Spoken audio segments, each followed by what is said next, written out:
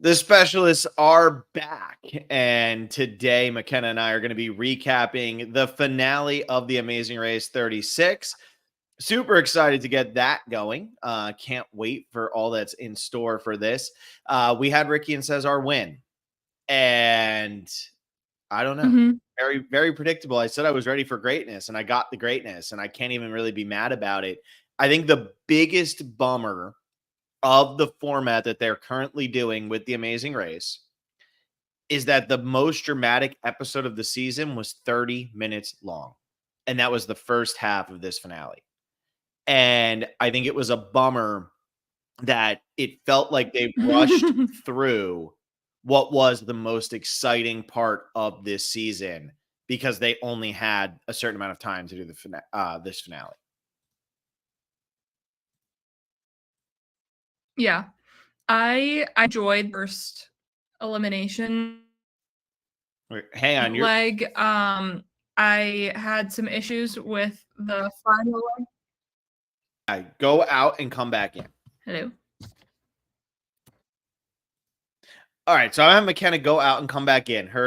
It was funny, it was working perfectly, and then for some reason there was like a 30-second delay or something.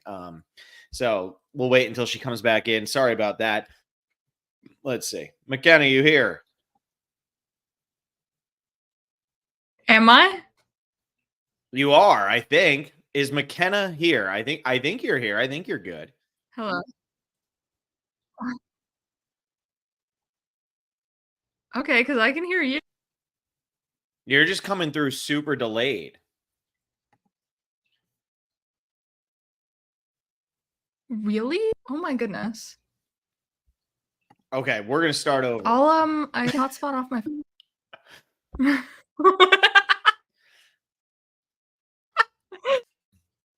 I don't know what's happening. McKenna's internet is like suddenly 15 seconds delayed. We were talking absolutely fine before this episode began, had a full-blown conversation, and now all of a sudden she's like 30 seconds behind. Anyway, Ricky and Cesar won, and it wasn't super dramatic. And what I was talking about early on there is the first part of this episode was the most dramatic part.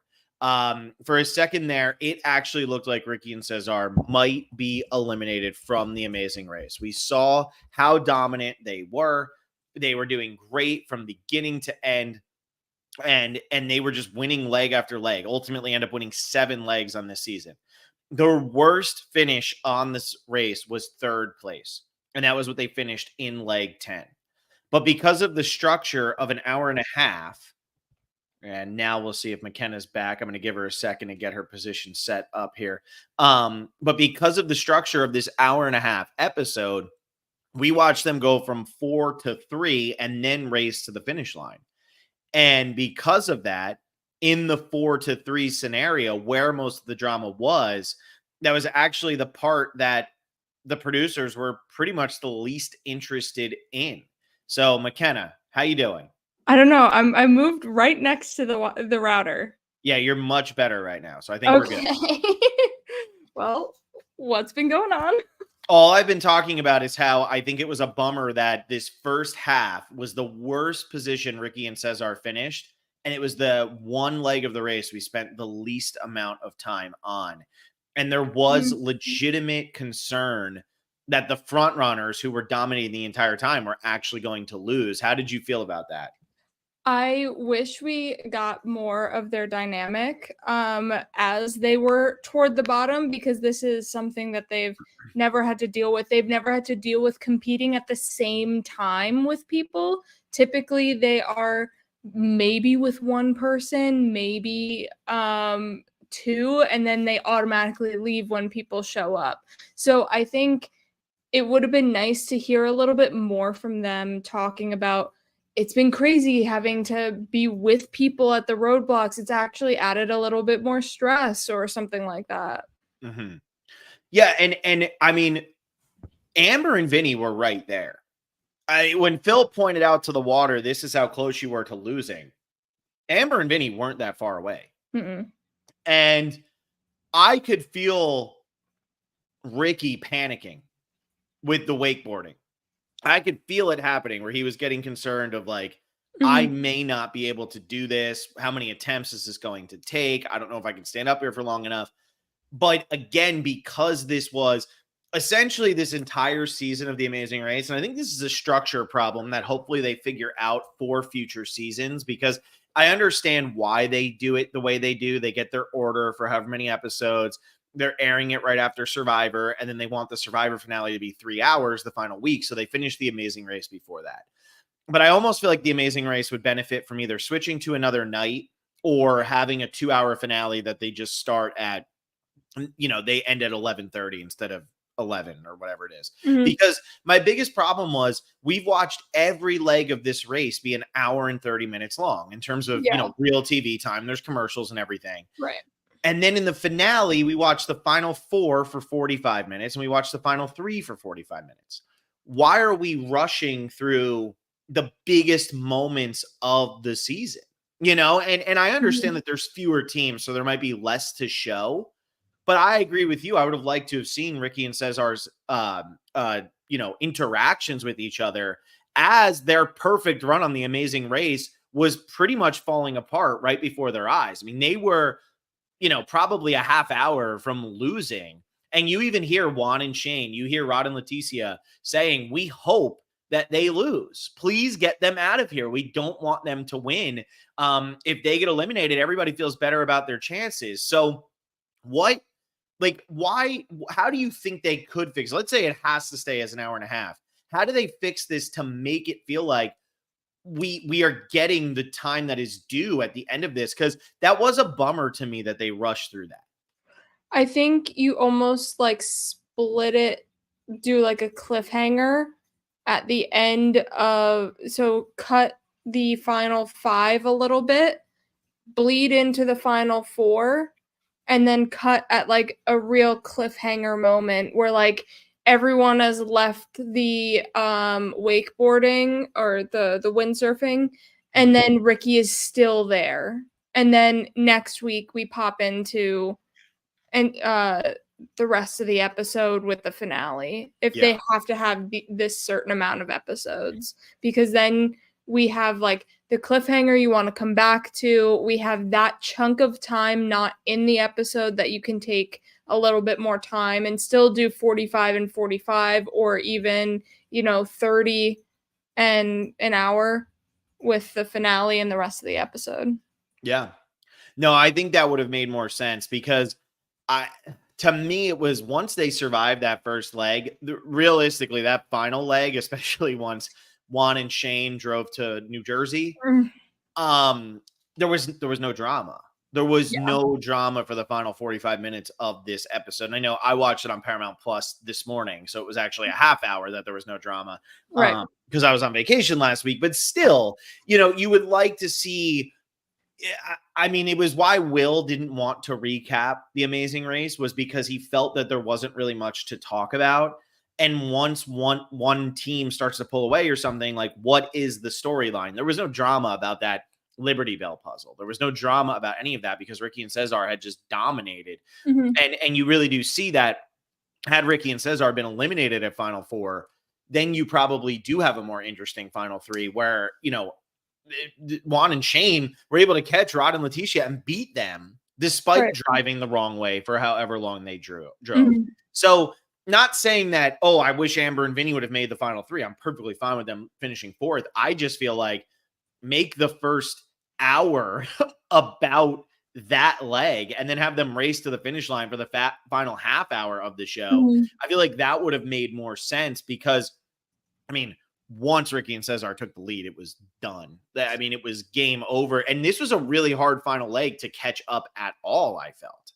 Yeah, I think once we didn't see Juan and Shane reach Ricky and Cesar at the Liberty Bell, we were toast. So Mhm. anything after that where they were scrambling was just, we knew what was going on, which sucked. Like I felt like they tried to make it kind of close, and it's like, well, I obviously know it's not close if Ricky and Cesar aren't at the Liberty Bell anymore. Yep. Yep. No, I totally agree. And I mean, granted, there's not really much they can do from that. It's just That's the bummer of the situation. I mean, Ricky and Cesar, not to sound too negative, Ricky and Cesar absolutely dominated Oh, this yeah. race. I mean, second, first, second on the first leg of the whatever leg, and then second again on the second leg of the mega leg. Mhm. First, third, first. I mean, to never finish worse than third. I know that I have not watched every season of The Amazing Race, so I couldn't tell you who the best teams were or anything like that. I have seen Rachel and Dave, so I do actually know Rachel and Dave, and I remember them dominating. But in terms of like, if this was Survivor, I could tell you, oh man, that's one of the greatest runs we've ever seen, or something like that. I just know based on placement that this is one of the greatest runs we've ever seen. There's no other Mhm. way to put it. I mean, Rachel and Dave, yeah, their average position was 1.83, which is insane. But Ricky and Cesar's average placement, let me see, because it's ridiculously good. It was 1.45. I mean, that's insane. Mhm. 1.45 to win 7 legs and compete in 11. I understand that this is a different version of the race because of COVID and all of that, and there were Mhm. different things. But that is insane. Like, correct, maybe somebody in the chat could tell me that has to be the best average placement the show has ever had. Yeah, I'm not sure, but that was an insane run, and I feel like haven't watched every season of The Amazing Race, but I just don't remember a team just dominating as much as Ricky and Cesar did. Usually they have one leg or that hits them, and then they have a comeback leg, and then they're back at the top. But Mhm. they were at the top the entire time. The entire time. I mean, it really was. Like I said, the most dramatic episode of this season was the one they spent the least amount of time on, and that was Mhm. the 10th leg of the race. Juan actually listens to us. He commented on our last podcast, so hopefully he made it this far after our technical difficulties earlier. If Juan and Shane had not, first of all, you're in Philly, you're not in New York. So pizza versus cheesesteak and Pat and Gino's. I understand. I mean, I'm from New Jersey, so Pat and Gino's, it was an event if you wanted to go out to Pat and Gino's. And then I had friends who went to Villanova and stuff like that. So Pat and Gino's with the cheesesteaks. Do you think had they gone to the right place first that they would have had any chance? Or do you think that this was just Ricky and Cesar were going to No, I think they had a really good chance, especially how they dominated the Clue house with the flag. I win? think they had a really high chance of winning it here. And then they did great at the Liberty Bell, and they could most likely beat them in a foot race. That is a If good it point. And happens to come down to that. I think them being military pilots, I'm not sitting here saying, oh, if you're in the military, the order of states being, Mhm. introduced and stuff. But I do feel like if you're a military pilot, you are probably seeing state flags and things like that more often than other people, which might make it easier of knowing the order of the countries. I mean, or of the states becoming members of the union. So I wonder if that helped them. Mhm. We don't necessarily know how easy he did that flag portion. It Yeah. seems pretty easy because he caught Leticia, but it also seems like Leticia was there for a pretty long time. Mm. So it's hard to know exactly how that went down. But I agree with you. I think had they gone to the right Pat and Geno's, they probably are right on the heels of Ricky and Cesar. I think Ricky and Cesar Mhm. still win, but Juan and Shane probably could have pulled this out. It was weird too. The guy who they were talking to knew it was a cheesesteak place, but kept calling it pizza. He knew it was a cheesesteak, but he was saying, oh, they're right across from each other and they serve cheesesteaks. Yeah. He was like, oh, but it's called Pat's Pizza. Yeah, Pat's Pizza. Nobody who lives in Philly would call it Pat's Pizza or Gino's Pizza. Everybody knows it's a Maybe cheese. he's a transplant. Like maybe he just like is in the area but not like a Philly native. I don't know. I had a lot of issues with this finale episode. Okay. It started off with Ricky saying, "Oh, I've lived 10 blocks from here." You couldn't have picked a spot in the United States that no one has lived near. I feel like that is like huge. Again, we have the Spanish speaking countries with Cesar, and now Ricky's in Philly. Like, Mm-hmm. I have an issue with that. And then again, like you were just saying, if you know when each state was officially a state, you don't even need to listen to the entire thing. It's a Liberty Bell puzzle. Like, typically in the Amazing Race, you have to recall things about the race. So maybe it's the countries in order that you went to and their flags, or the last season it was which detours were the option and then what roadblock was Mm-hmm. it, and you had to put all the names of whatever together with kayaks. So it's Yeah. like there was no detail about the race, and that's a staple in the final leg, which that was lacking. It was like you could just beast through it like a normal leg, and I just felt like it wasn't normal Amazing Race. Yeah, I did find that last roadblock to be weird. Not the I guess yeah, because it was a detour where they were reading the preamble, right? So it was whatever it was. No, the preamble was route info. Oh, okay. So they actually made root info something. Okay, that's nice. Um, Mhm. no, but whatever the flag was, that roadblock, I don't think I there was a detour here. I think everything was just like do this, do this, do this. You don't have an mhm. option. Because when I was watching the flag, I did say to myself, okay, I know Delaware is the first state, so I can kind of like, okay, that's a lock. Don't have to worry about that.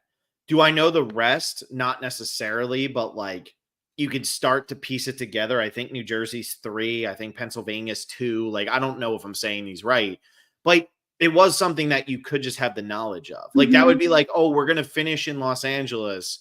You're going to go to the Academy Award, place because they have the huge museum there now, like Mhm. the Oscars museum, and you're gonna have to put the Oscar winning movies for Best Picture in order. And maybe there's only 30 movies or something, and you walk around and they tell you or something like that, or you're reading the stuff. Yeah. But I could do that without having to Right. pay attention. And I do find that to be a little weird because I feel like with the Amazing Race, you're supposed to have to figure something out. Mhm. So I do agree with you that here it didn't feel like they necessarily needed to figure something out. And Justin Heinrichs posts this. How easy is it for production to plan a race knowing the skills of their cast to help their favorites to do better? And I did see some people talking as I was trying to rush through and listen to as much as I possibly or read as much as I possibly could after watching this morning, and then having the Austin podcast for our finale predictions for Survivor. Didn't have much time, but I did I saw a lot of people trying to claim, like, is there rigging involved? And I know James Wallington was out there saying no. And, Mhm. they finished in New Orleans too. And I know Will had lived in New Orleans and stuff, but it's not actually necessarily true that just by finishing your hometown, you do better. But I do understand where the question marks would come from in this. I mean, to put this into perspective of the vacation I was just on, I was just at Disney World and we have photo pass. They have photo pass where you can get like your ride photos and you can get, pictures Mhm. and whatever. And my wife pays for photo pass on her annual pass to Disney. My photo pass was working and my friend's photo pass was working, but they have the giant photo pass watermarks on them. My wife's wasn't working. So the one person who paid for it, who's supposed to be able to download the pictures easily, it wasn't working for her. Now, Disney wasn't like we called up and they were able to solve it for us. It's not like it was actually an Mhm. issue, but you're sitting there saying to yourself, how come the one that's paid for isn't getting it, but the two people Right. who didn't pay are getting them? There's something fishy there. It wasn't fishy. I'm not Mhm. trying to say it was, but you have that doubt in your mind. And I can understand why, based on how this season finished out, how this final leg was run. I mean, you have even this person, I know this is kind of ridiculous, but Mr. Manny 620, also one of them having been a mascot before, knowing how to run in that. I understand why people would complain about that. Will and I did our whole Deal or No Deal recaps and everything like that. And we were talking about, could this be rigged for Boston Rob? Are they trying to keep Boston Rob around? The Amazing Race obviously been around so long that I don't think this is going on. And I'm not trying to take away from Ricky and Cesar's win. I'm just agreeing with I'm saying I understand why people are questioning this a little, and I understand your frustrations with the final leg. Yeah, like, I'm okay that Ricky, like, lived there for a little bit because he doesn't live there now, pretty sure, but it's the fact that you could easily know the states if you're a historian or whatever, and then that there was no element of recall about the race, Mm-hmm. which is, like, staple for that final leg. So like that was my those were my biggest real like issues with it. The you still have to be able to drive around Yep. the place and get directions and know how to follow those directions. So even if you live there, you might not know like the exact way to get somewhere. So like that's fine, but it's just like it's a puzzle and it's a memory challenge that you could have pre-existing knowledge for. Yeah. Same with the No. preamble. Like if you're a Mhm. historian, you might know the preamble, and it's like I don't know. And like I did find it funny. I liked what they were trying to do with Philly of, let's go in and dive into all the American history and things like Mhm, that. I mean, honestly, we could be arguing that was beneficial for Juan and Shane. I mean, they seem like mhm, more, they're military guys, they're family people. I could see them maybe knowing the history in a way. I mean, what was it? Cesar said he wasn't even born in the United States. So this is a little bit harder for him. I think it was him, or was that Juan who said, no, whatever it was. it was Cesar. It was Cesar. So Cesar says that. And so you could sit there and you can make the same argument the opposite way. I just Mhm, think it's interesting. Like when you go through production, when you go through casting on these seasons, they know you inside and out. You know who's getting an advantage or a disadvantage based on something that is going on. And like you were saying, you still have to be able to drive around. But I could also tell you that if you're driving in Los Angeles, don't take the 101 to the 405 during rush hour. Just take the surface streets, then get on the 405 because you'll sit in the 101 to 405 thing for so long. Your GPS minutes will just keep going up, up, up, up, up, up, up. So you yeah, can gain advantages by living mhm, in a city. And Philly is definitely one of those cities because Philly is like a little bit less grid like at least I feel than New York or something like that. right. So, but I mean, again, good for Ricky and Cesar. I just think that is worth pointing out. And the thing was, Rod and Leticia never had a chance on this. And I actually did feel bad for Rod because, he is an athletic guy and you could see the frustration coming out of him. I'm not saying that this shouldn't have been in there, but he was essentially memorized these 3 sentences word for word. And that's just, I don't know. That's weird to me. I did like that the root info was something and was Yes. something that people could pass each other up on. Um, but it just wasn't my favorite overall. Like it just this felt anticlimactic, which I felt like also fits this season because we knew Ricky and Cesar were probably going to win. This was an anticlimactic final leg to the race. Mhm. So it just felt a little flat and I think the next season will probably be better because it's not COVID and because 35 was great. It just this season should not have come before or after 35. And I guess what my question is, being that I've watched probably 15 seasons of The Amazing Race, maybe Mhm. even more. I've probably actually watched more and just don't realize it. But is this is a team like Ricky and Cesar bad for The Amazing Race? And I don't mean that in a Ricky and Cesar specifically them. I'm saying No, a yeah. team that is this good.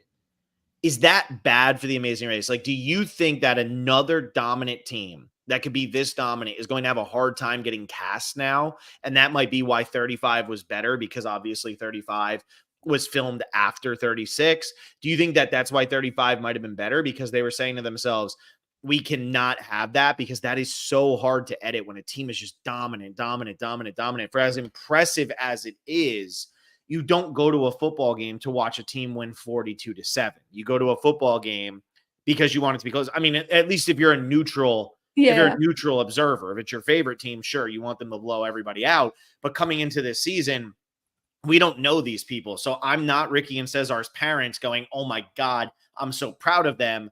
I'm a random person just watching the show saying, wow, they can't lose. I mean, to me, it's, to make the Survivor comparison, it's almost like Karor.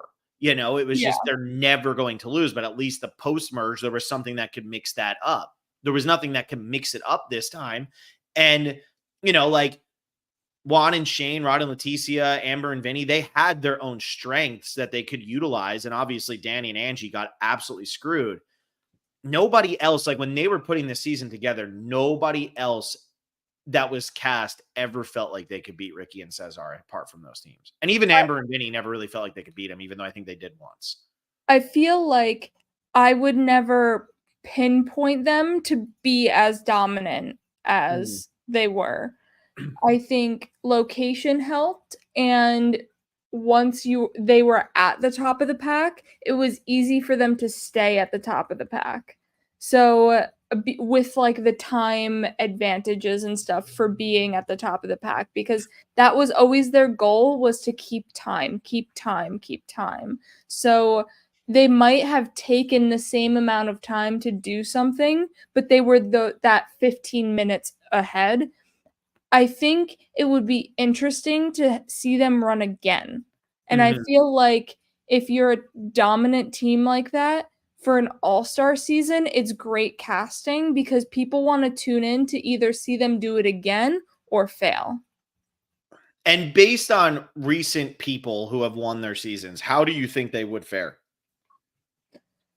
Honestly, I feel like rather well, because their communication has always been very good and they've kind of checked themselves and always kept a level head. I'd like to see them in Europe, in Asia, to see how they handle some other obstacles, to see how they handle like maybe the airport stuff where it's not just in increments of like 5, 10, 15 minutes. Jairo Garcia here, they also pretty much benefit with no U-turn. That too.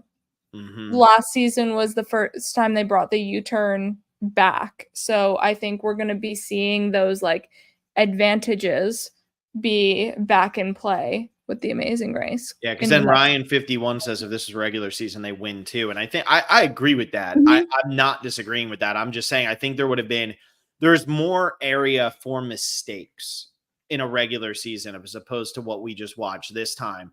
And I do feel like I know I keep saying it, but I feel like with who they put out there, it would have been shocking to see some of these other teams win. I mean, as there's the comment here from Mr. Manny, the only two teams to ever beat Ricky and Cesar were in the finale. Like that, those are the only two teams who ever beat them. And that was Juan and Shane and Ron and Leticia. That was it. Like Amber and Vinny actually never beat them. And I don't know. I guess you're right. You would never pinpoint them as so good, but they just dominated. They did. Yeah. They just absolutely dominated. Going back to the first part of this episode, what are your thoughts on proposals on The Amazing Race? I mean, I liked when James and Will did it. Good for them. Happy for them. No, I mean, Amber and Vinny, it just felt weird because it didn't feel like we ever got their redemptive arc there. It seemed like they were always at each other's throats. I do like this comment here. Where is it? From Justin Heinrichs, according to Amber Vinny podcast, Vinny flopped on making the drinks multiple times because he was too nervous about his planned proposal. That's really funny. I mean, I could see that where you're just struggling to get through because you have something else on your mind. Maybe not the best approach for the final four of The Amazing Race. Yeah. I just would have liked, I mean, look, I'm sure they're fine. I don't know what their relationship is. I haven't looked into it at all. I just know that there was a lot of like negativity between the two of them on The Amazing Race. And I was waiting, I think, for the more positive spin before he got down on one knee. I think that The Amazing Race probably could have shown something a little bit more positive. Yeah. Yeah, I get it. I feel like it's so cheesy. Yeah. A proposal on The Amazing Race.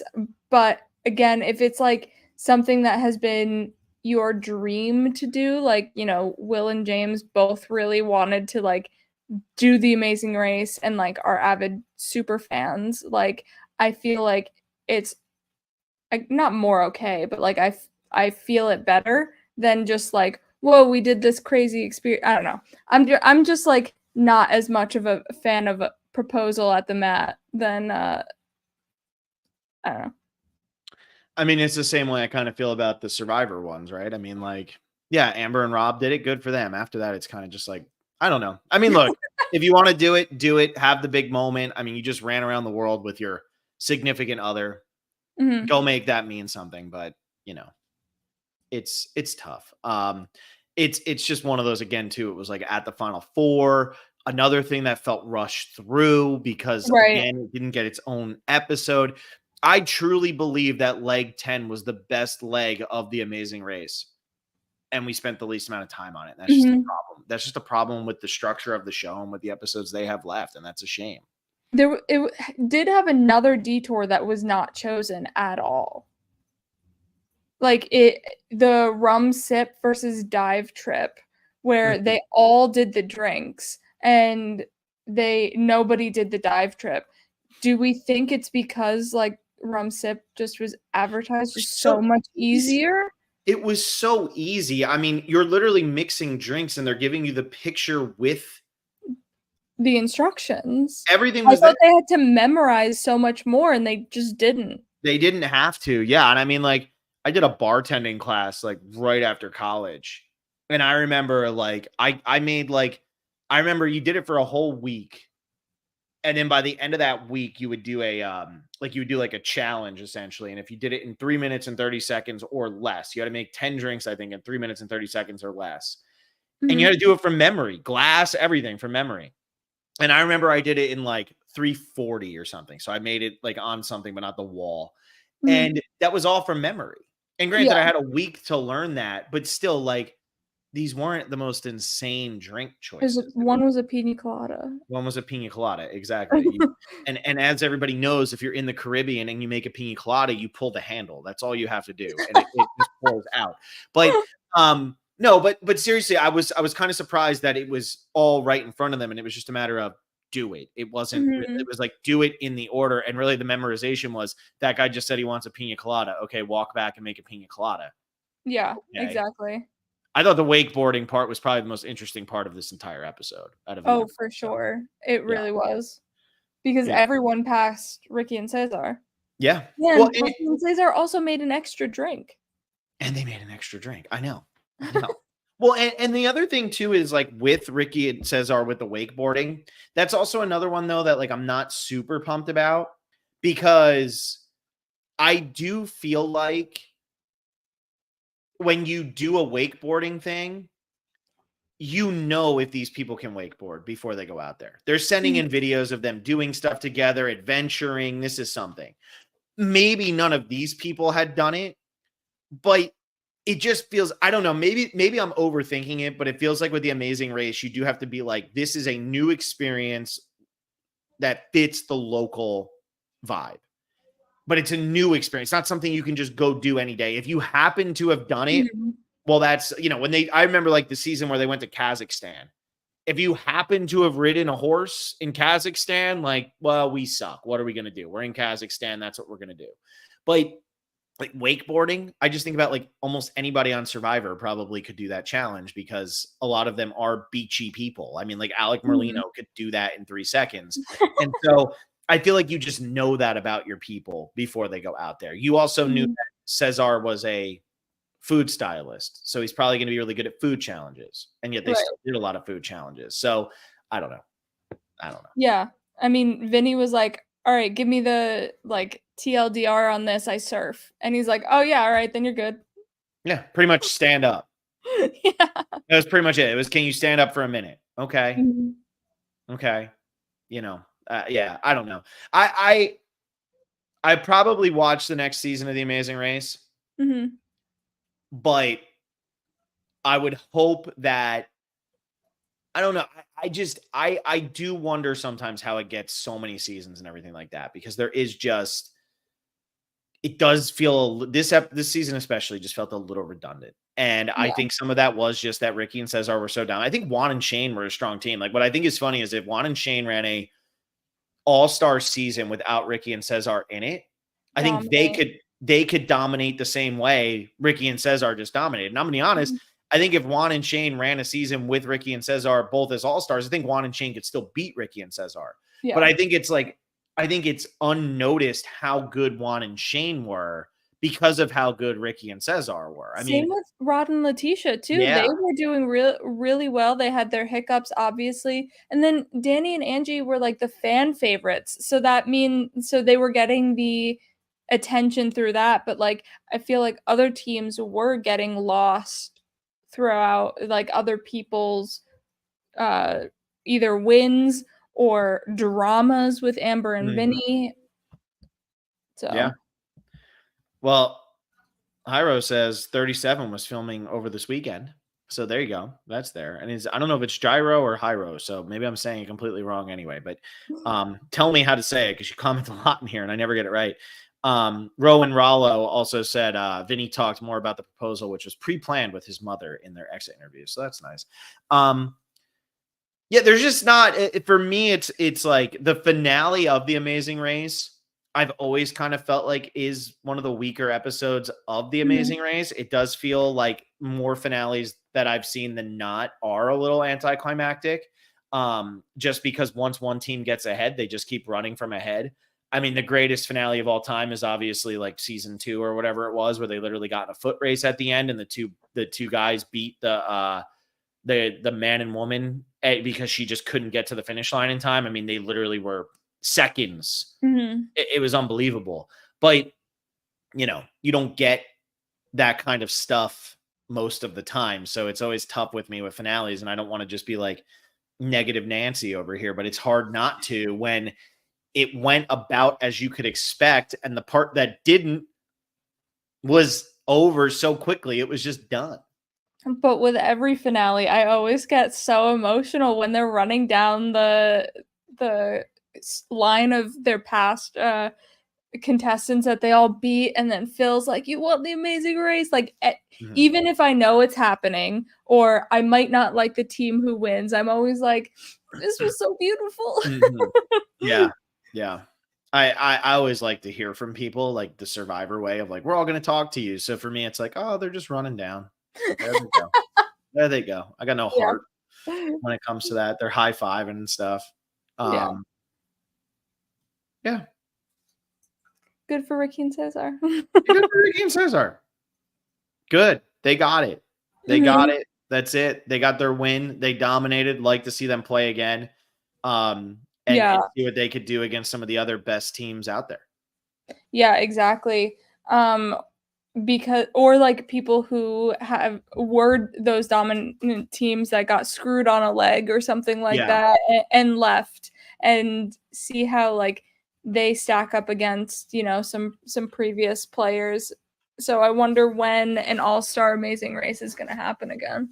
Yeah, because I think the last one where it had like repeats was the Survivor versus Amazing Race versus Big Brother. Wow, that was a while ago now, too. I didn't realize that. Yeah, that was a while ago. Well, anyway, that's it. That's all we're doing. We're done with The Amazing Race. We did it. We got our recap in. If you watch this far in, like the video, subscribe to the channel. Hopefully you could put up with us. I'm just, it just went how we expected. That's all it really was. So we'll probably be back for season 37. It'll just be a matter of, if and when and all of that fun stuff. But I'll try and convince Phil to watch it. It'll I'm not out. I'm not out on The Amazing Race. I do think I just came in at a hard season. Not a bad season, but a difficult season. A difficult season for somebody who's not a massive Amazing Race fan. I mean, I had to watch Angie and Danny go out the way they did. I watched the team absolutely dominate. I saw a really predictable finish order. Like, I don't know. But who could have predicted it from like just starting the season too? So it's like, if you watch, here's the thing. If you watch episode, let's say you get through the first 2 episodes and Ricky and Cesar have only finished second place, right? But you say, wow, they're doing pretty good. After the first 2 episodes, I probably could have told you it was going to be Ricky and Cesar, Juan and Shane, and then Rod and Leticia. Yeah. I probably could have told you that. Like, let's go back to the podcast. Yeah, like I probably could have told you that. I feel like that wasn't that unpredictable. So, But anyway, thank you all so much for listening. Hope you enjoyed this. Let us know what you thought about the finale. And that's it. We'll talk to you all next time.